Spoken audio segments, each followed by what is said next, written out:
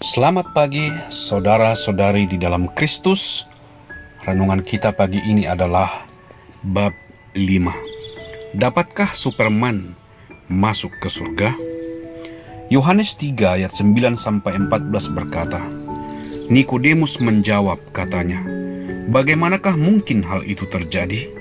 Jawab Yesus, engkau adalah pengajar Israel dan engkau tidak mengerti hal-hal itu? Aku berkata kepadamu, sesungguhnya kami berkata-kata tentang apa yang kami ketahui, dan kami bersaksi tentang apa yang kami lihat. Tetapi kamu tidak menerima kesaksian kami.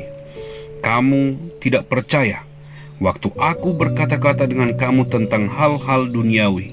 Bagaimana kamu akan percaya kalau aku berkata-kata dengan kamu tentang hal-hal surgawi?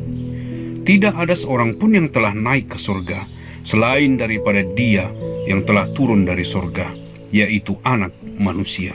Dan sama seperti Musa meninggikan ular di padang gurun, demikian juga Anak Manusia harus ditinggikan. Nikodemus tidak sabar lagi untuk ingin tahu bagaimana caranya dilahirkan kembali. Oleh karena itu ia berkata dalam Yohanes 3 ayat 9, bagaimana hal itu dapat terjadi? Ini adalah pertanyaan yang paling penting yang pernah ditanyakan Nikodemus dalam hidupnya. Biarlah setiap kita juga menanyakan pertanyaan terpenting ini. Bagaimana saya dapat dilahirkan kembali? Karena jika Anda tidak tahu, maka Yesus berkata, engkau tidak bisa masuk ke dalam kerajaan Allah. Sebagai seorang yang sangat religius, mungkin Nikodemus berpikir bahwa untuk dapat dilahirkan kembali adalah dengan melakukan lebih banyak perbuatan religius. Nikodemus dilahirkan sebagai seorang Yahudi dan mengikuti semua tata cara, upacara keagamaan orang Yahudi. Kalau begitu, apakah ia harus lebih rajin lagi mengikutinya? Nikodemus sebagai seorang Farisi tekun belajar dan mematuhi perjanjian lama. Apakah Nikodemus harus lebih tekun dan lebih patuh lagi? Nikodemus sebagai seorang penatua rajin memimpin ibadah Yahudi. Apakah ia harus bekerja lebih keras lagi? Apa lagi yang dapat dilakukannya? Apakah ia harus lebih banyak lagi berpuasa? Apakah ia harus lebih banyak lagi memberikan persembahan? Nikodemus sudah begitu lelah, bosan, dan merasa muram dengan banyaknya ritualitas agama. Apakah harus ditambah lagi? Nikodemus berharap Yesus menjawab pertanyaan tentang bagaimana cara supaya ia dapat dilahirkan kembali. Namun sekali lagi, Yesus menegurnya. Pertama, Yesus menegur Nikodemus sebagai pengajar Israel yang tidak tahu bagaimana dilahirkan kembali. Nikodemus bagaikan seorang pemimpin yang buta, yang mencoba memimpin orang-orang Yahudi yang juga buta. Kemudian Yesus menegur imannya yang lemah. Yesus sudah menjelaskan dan menerangkan bahwa manusia pada dasarnya memiliki sifat jasmani dan rohani. Secara jasmani, manusia dilahirkan oleh ibunya untuk masuk ke dalam dunia ini. Secara rohani, manusia perlu dilahirkan untuk masuk ke dalam kerajaan Allah.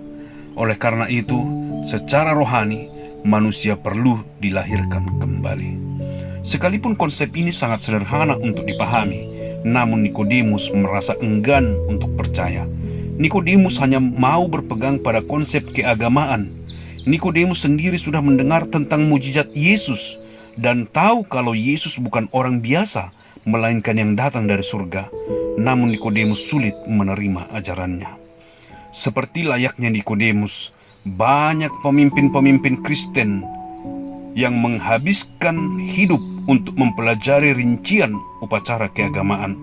Seperti Nikodemus, banyak pemimpin-pemimpin Kristen yang percaya bahwa kesalehan dan ketaatan melakukan upacara-upacara keagamaan akan membawa mereka ke surga.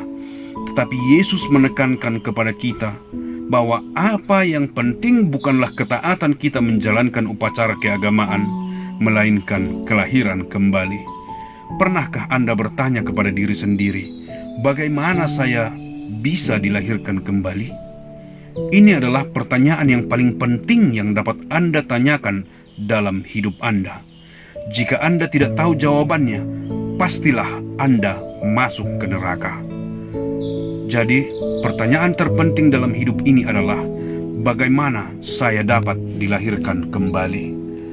Terima kasih saudara-saudari sudah mendengarkan. Sampai berjumpa esok hari. Tuhan memberkati.